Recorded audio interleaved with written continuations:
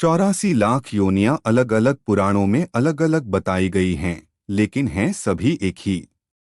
अनेक आचार्यों ने इन 84 लाख योनियों को दो भागों में बांटा है। पहला योनिज तथा दूसरा आयोनिज अर्थात दो जीवों के संयोग से उत्पन्न प्राणी योनिज कहे गए, और जो अपने आप ही अमीबा की तरह विकसित होते हैं उन्हें आयोनिज कहा गया। इसके अतिरिक्त स्थूल रूप से प्राणियों को तीन भागों में बांटा गया है। एक, जलचर, जल में रहने वाले सभी प्राणी।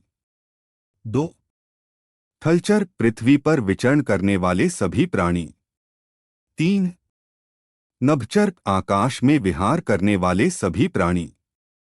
उक्त तीन प्रमुख प्रकारों के अंतर्गत मुख्य प्रकार होते हैं, अर्थात 84 लाख योनियों में प्रारंभ में निम्न चार वर्गों में बांटा जा सकता है।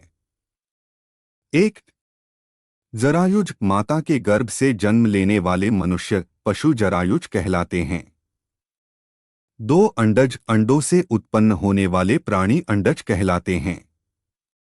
तीन, स्वदेज, मलमूत्र, पसीने आदि से उत्पन्न क्षुद्र जंतु स्वेदज कहलाते हैं। चार, उदिभज, पृथ्वी से उत्पन्न प्राणी उदिभज कहलाते हैं। पद्म पुराण के एक श्लोकानुसार जलज नव लक्षाणी, स्थावर लक्ष विंशति, कृम्यो रुद्र संख्यक, पक्षिणाम 10 लक्षणम, त्रिंशल लक्षाणी पशव, चतुर्लक्षाणी मानव।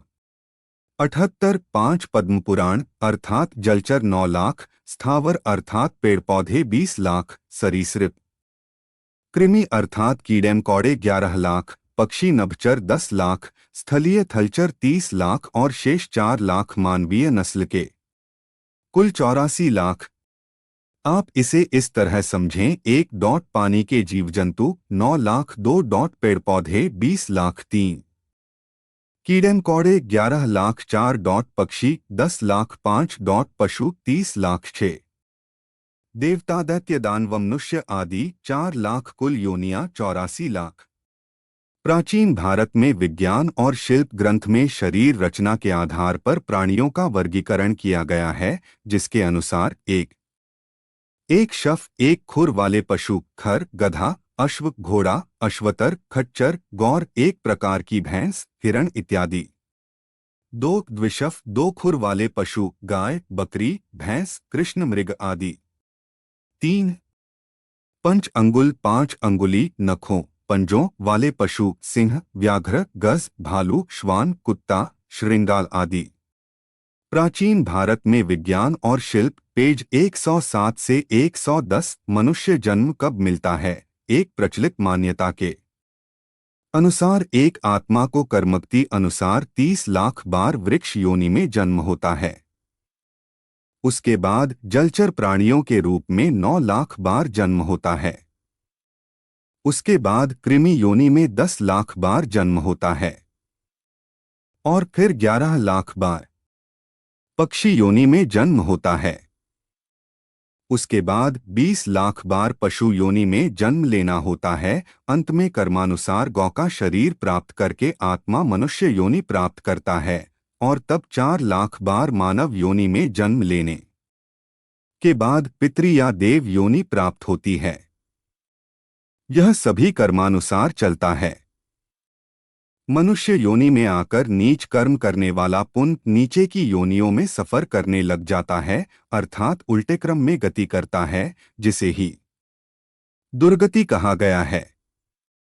मनुष्य का पतन कैसे होता है। कठोपनिषद अध्याय 2 वल्ली 2 के 7वें मंत्र में यमराज जी कहते हैं कि अपने अपने शुभ कर्मों के अनुसार शास्त्र, गुरु, संग, शिक्षा, व्यवसाय आदि के द्वारा सुने हुए भावों के अनुसार मरने के पश्चात कितने ही जीवात्मा दूसरा शरीर धारण करने के लिए वीर्य के साथ माता की योनि में प्रवेश कर जाते हैं।